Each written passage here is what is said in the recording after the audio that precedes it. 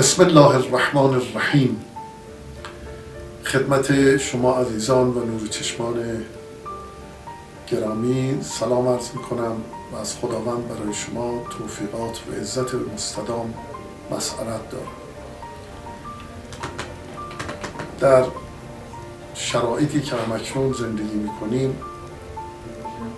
منطقه ما که منطقه خاورمیانه است و به نامی دین مقدس اسلام معنون شده و یک منطقه اسلامی است، با کمال تأسف ما این منطقه رو در آتش می‌بینیم، یعنی شعله‌های عداوت، خونریزی، آدمکشی در این منطقه در نقاط مختلفش مشهود و ملموس است.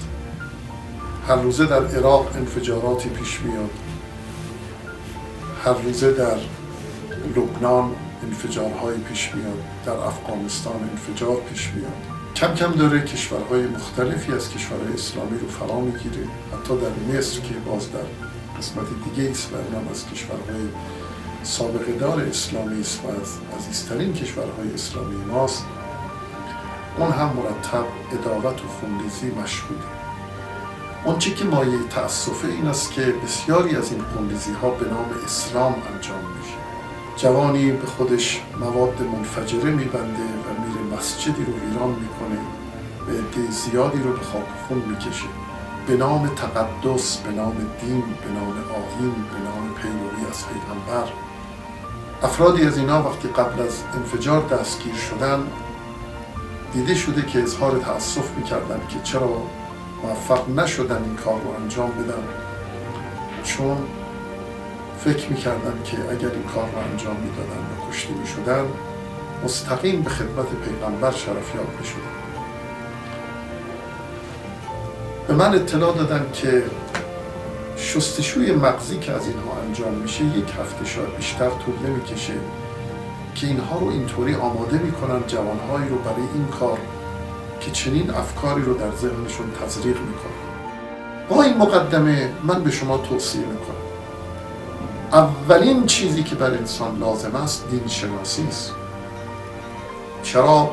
برای اینکه که اگر شناخت خوبی نداشته باشه انسان از دین، گرفتار خواهد شد به یک دین کجندیشانه و خدایی ناکرده خیال میکنه که داره اصلاح میکنه در حالی که در فساد معتبره. من به شما تبریک میگم که این انجمن که الان تأسیس فرمودیم بعد از سالها تعطیلی مجددا شروع به کار کرده. سعی کنید با تماس با عالمان، با تماس با متفکرین اسلامی، آگاهان، کسانی که برای شما الهیات بیان میکنن، معارف دینی رو بیان میکنن، اولین قدم برای شما جوانهای تحصیل کرده اینه که شما نسبت به سوابق تحصیلاتی اونها آگاهی داشته باشید و بدانید این اشخاص سابقه علمی دارن، اساتید درستی دیدن که دین رو با معرفت برای شما بیان بکنن، وگرنه خدای ناکرده ساعتها گرد هم جمع میشوید، برایتون به جای آگاهی جهالت، نادانی تزریق میشود که من عقیدم اینه که دین نادانانه، جاهلانه از بیدینی خطرش بسیار بیشتر است. به هر حال برای شما آرزوی موفقیت میکنم.